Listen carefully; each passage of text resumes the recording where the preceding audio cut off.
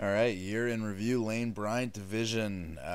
We are doing this the day after Monday Night Football decided our Super Bowl. It's going to be Denenberg versus Rifkin. I would say upsets on both accounts. But it's certainly can't be argued that it's not a fair matchup. It's two division winners, two of the better teams all year, so it should be pretty exciting. I'll get into some more in-depth analysis on it tomorrow. But that's why I'm talking about the Lane Bryant division today, is because we saw Plotzker and Oaks, the Lane Bryant representatives in the playoffs, crap out pretty badly this weekend. So the final standings of the Lane Bryant division: in first place, first overall in the league, Jason Plotzker with a record of 22-6. In second, the wild card winner, Andrew Oaks, with a record of 17-11. In third place, John Kraus with a record of 13-15, and bringing up the rear, myself with a record of 11-17. All right, as far as the best waiver pickup in the division of the year, it certainly has to be myself. I got Victor Cruz for $16 in week 4.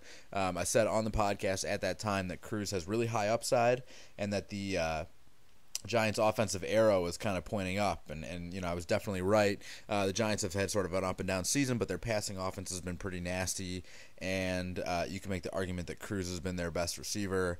He's certainly up there with Hakeem Nicks, and he definitely has passed up Mario Manningham. Cruz is one of the best receivers in all of fantasy football, so that was a good pickup by me. Honorable mention also goes to myself, picking up DeMarco Murray for $30 before he went on his wild run. But I should also mention that Plotzker got Torrey Smith very early for only $3, and he had a couple games where he was not so hot, but for the most part it was a good contributor and well worth the $3. As far as worst waiver pickup, this just goes to an entire category. The worst waiver pickup is Oaks' entire approach to waivers. He spent only 42 free agent dollars this whole year. He elected to trade away most of his cash. Of the pickups that he did make, none of them really contributed to his team.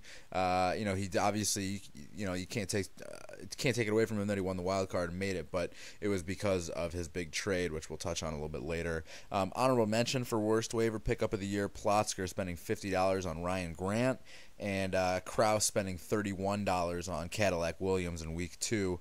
I know that Steven Jackson went down with an injury in week 1. This was kind of a panic move by Kraus, but Cadillac really did nothing for him. I believe he dropped him just like 2 or 3 weeks later. It also should be mentioned that Kraus dropped Plaxico Burress the same week that he scored 3 touchdowns against the Chargers.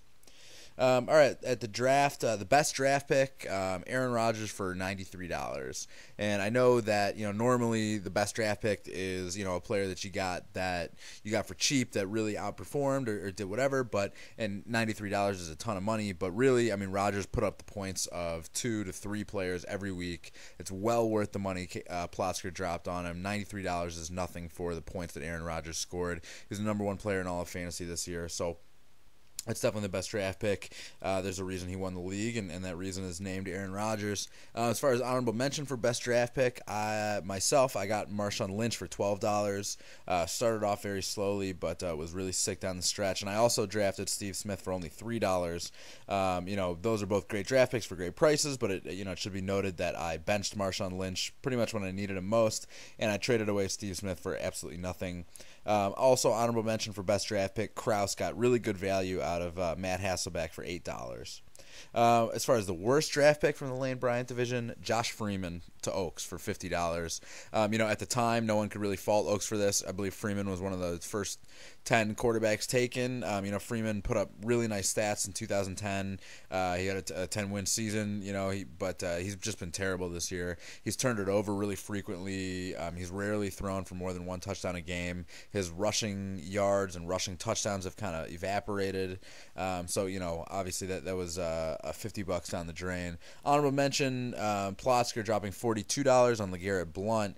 Similar to Josh Freeman, I mean, this is a pick that no one really, you couldn't get on him for making it at the time. Blount was coming off a great rookie year, but Blount was pretty terrible this season. Most notably this past week in the playoffs, he really left Plotzker high and dry.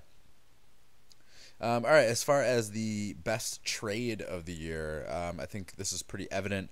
Oaks got Arian Foster, Tony Romo, and Jason Witten and also Mike Williams. From Ariel for A.J. Green, Ryan Matthews, and Matt Castle, who went down with an injury just a few weeks after the fact.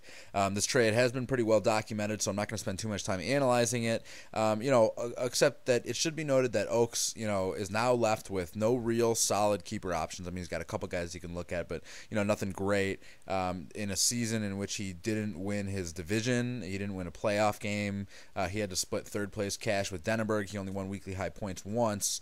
Ariel might be clown, but he has AJ Green for 2 years at $11 and then $16, which is an absolute steal. And he also has Ryan Matthews for next year at $44, which really leaves him in a pretty advantageous position. As far as the worst trade is concerned, we actually have a tie for worst trade. Initially, the first tying party is myself. I gave Colt McCoy and Antonio Brown to Deutsch for Michael Turner. As I wrote in an email last week, I traded away 151 points to get just 55 points in Michael Turner. Add to that the fact that having Turner caused me to bench Marshawn Lynch a number of weeks when he was really racking up the points. And also I needed Colt McCoy when I was starting Blaine Gabbert after Cutler went down. So you could make the argument that this trade was so lopsided in Deutsch's direction that it cost me the season. I know on paper, if you just look at the rankings, it looks like I got away with the steal, but really if you look at the points, Antonio Brown was the best piece of this trade. Colt McCoy was the worst, but at a position at which I had a great need, and Michael Turner really kind of slowed down. So the other tie for worst trade in the Lane Bryant division is Kraus. He gave Anquan Bolden, Ahmad Bradshaw, and Beanie Wells to get Darren McFadden and Aurelius Ben. I went back and looked. It turns out that Kraus dropped Aurelius Ben, so he never had him on his roster, and started Darren McFadden the first week, and he got hurt. So after tabulating some of the stats, this is pretty staggering. Kraus traded away 161.9 points and got 0.7 of a point in return. So allow me to repeat that. In this trade, Kraus traded away 161.9 points in Beanie Wells, Ahmad Bradshaw, and Anquan Bolden, and got 0.7 of a point in return. Now that I say it out loud, maybe Kraus wins, maybe it's not a tie. Honorable mention for worst trade in the Lane Bryant division was myself giving away Steve Smith for Michael Crabtree and cash.